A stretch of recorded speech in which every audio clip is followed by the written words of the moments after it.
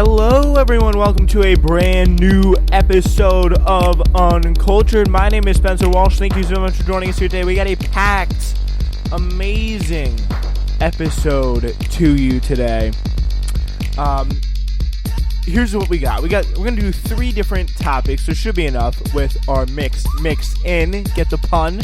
We're talking about the 10 most valuable rap collaborators in the game today. We'll talk about that first.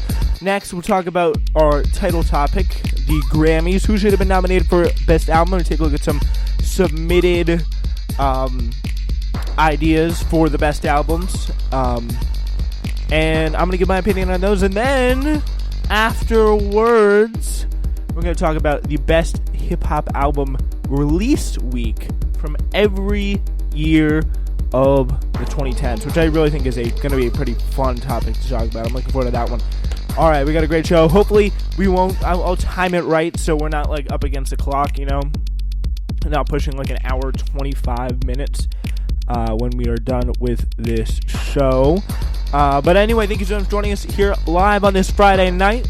Let's get right into it. And, of course, we are starting with the top 10 most valuable rap collaborators of the 2010s.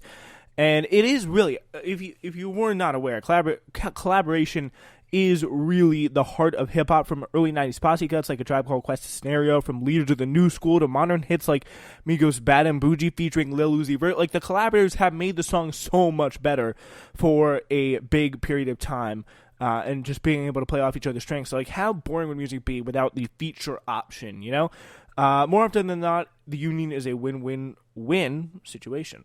Rap fans love the cameo appearances, artists build relationships and community, and songs climb to the top of the charts due to some increased star power. As another decade fades to a close, we can look at the guest feature artists that made the most significant impact on the charts.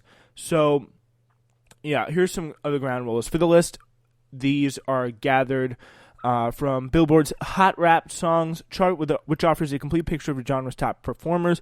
When tallying results, only performances were counted were if an artist was officially featured on a track, no uncredited vocals, such as Drake on Sicko Mode, or no co-bills or joint albums, projects for example, Watch the Throne.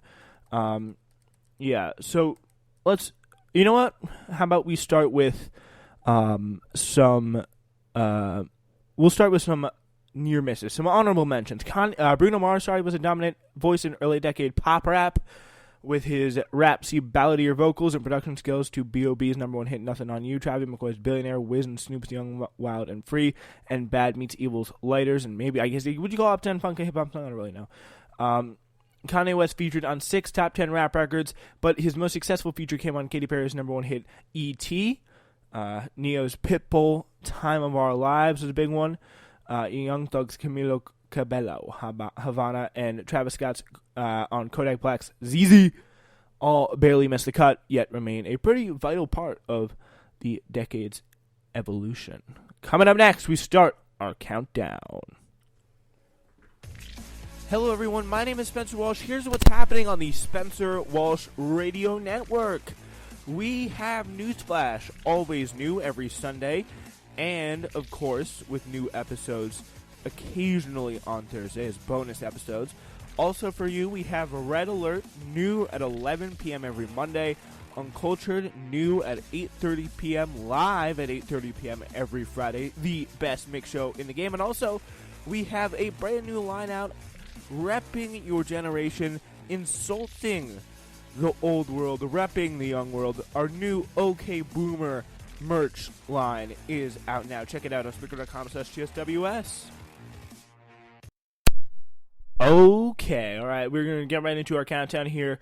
And first off, number 10 is Cardi B. And by the way, these are not just opinionated. These are stats, put together by the website djbooth.net.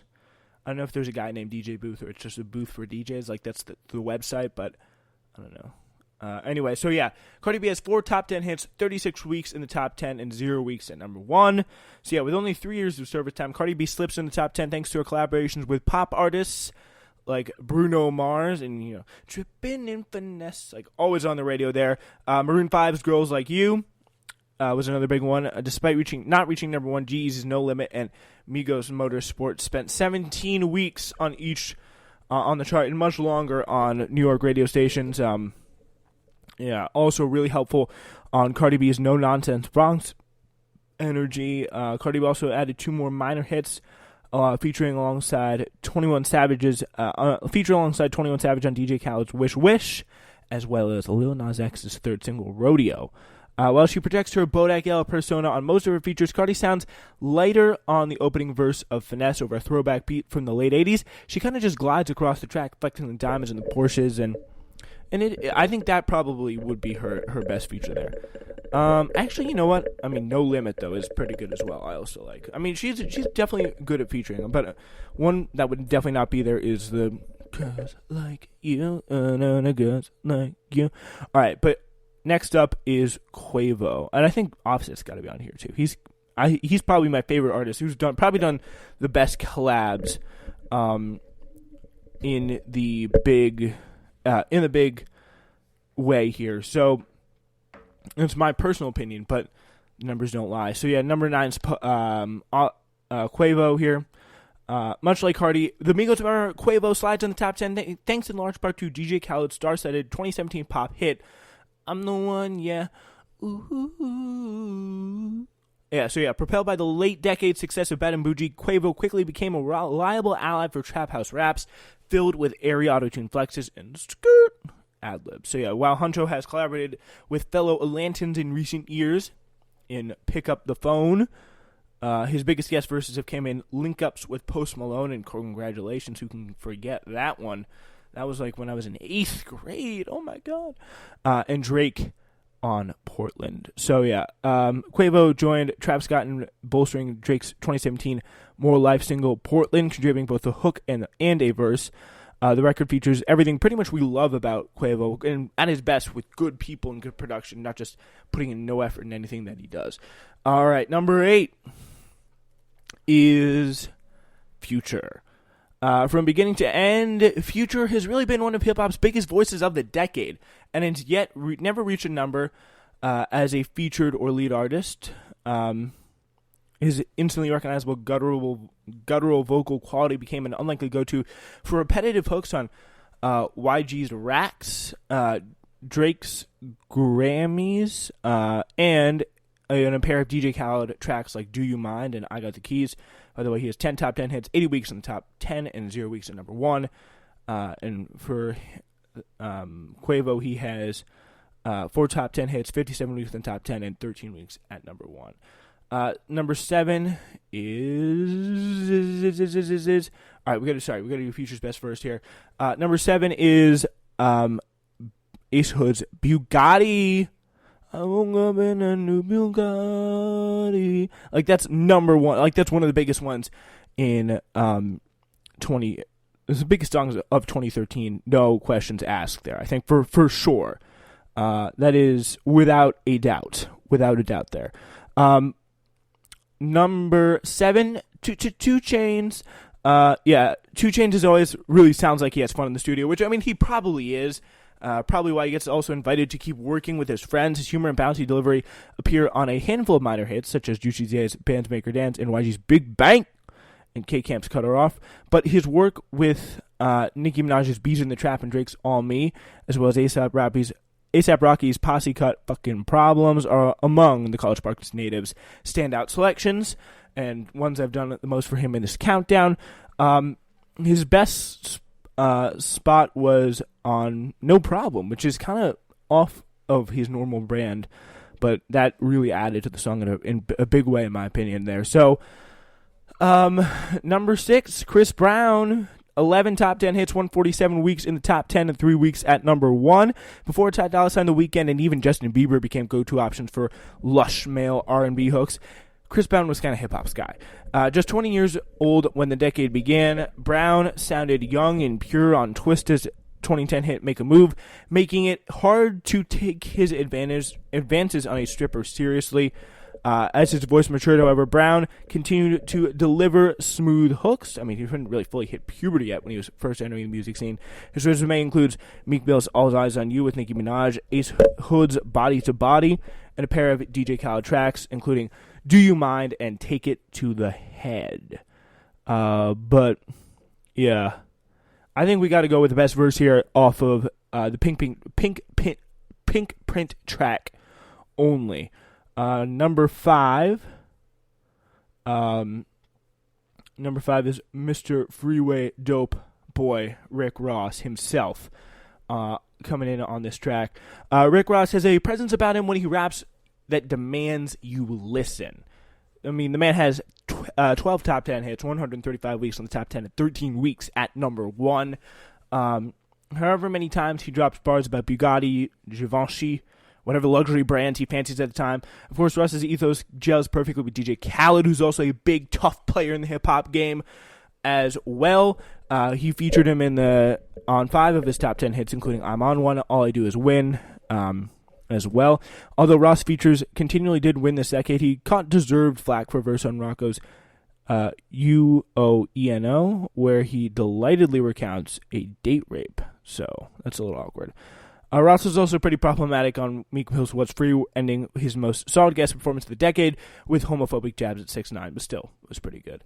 Him and his buddy, what's his name, 50 Cent, not really comfortable with all that sexuality stuff, I think it's fair to say. Right, number 4 is the bad girl, Rihanna. Never missed a shot this decade. 8 top 10 hits, 153 weeks in the top 10, and 20 weeks at number 1. All of her 8 top guest performances are pop gold and serve as some of the decade's most memorable hooks. I mean, obviously, Drake's Take Care, Nicki Minaj's Fly, Eminem's Love the Way You Lie, Kanye West's All the Lights, and more recently, I think Loyalty was definitely her best guest spot also. Work, work, work, work, work, work. We cannot forget that, obviously, baby. Number 3 is Nicki Minaj. Young Money is the Russa and the Monster Crew. 15 top 10 hits, 162 weeks in the top 10, 1 week at number 1. She's killing it. Nicki boasted on Kanye's top 2010 track, Monster. Obviously, probably the best verse she's ever done. Forecasting a decade in which she and her 2 closest collaborators would go on to dominate. That's obviously Lil Wayne and Drake, who is coming up. Both of them are coming up in this countdown. Though Nicki only spent 1 week as a guest artist at number 1 with Drake's Make Me Proud, she delivered a blend of humor and bravado for everyone from Ludacris to Megan Thee Stallion on Hot Girl Summer, to pop artists like Ariana Grande, Side to Side, and Justin Bieber's Beauty and the Beat. I literally remember watching that when I was like in 3rd grade. I mean, the music video for that. And it was in school, too. That's the best part. It was in school. Yeah, obviously, Nicki, no question, delivered her best first in Monster. All right. Young Money Crew rounds this out here with number 2. Number 2 is Lil Wayne. Coming in second from the Young Money Crew is the founder himself, a.k.a. the Thousands star, arguably the most responsible for the mainstream hits of the 2010s, with a whopping 18 top 10 guest spots, 240 weeks in the top 10, and 50 weeks at number 1. Weezy left his mumbly, warbly voice prints on a handful of Young Money tracks such as Only Truffle Butter and The Motto, but also the gospel rap of Chance the Rapper's No Problem, French Montana's Club Banger, Pop That, and Lil Wayne was the Jedi Master of the decade, but it didn't take long for his Padawan to overtake him. Yeah, there's a lot of good verses from Drake, but one of them, I think, obviously, is literally the man himself, pretty much the artist of the decade, is Drake. Drake sat at top 10 for 476 weeks this decade out of 520 weeks. And you know what?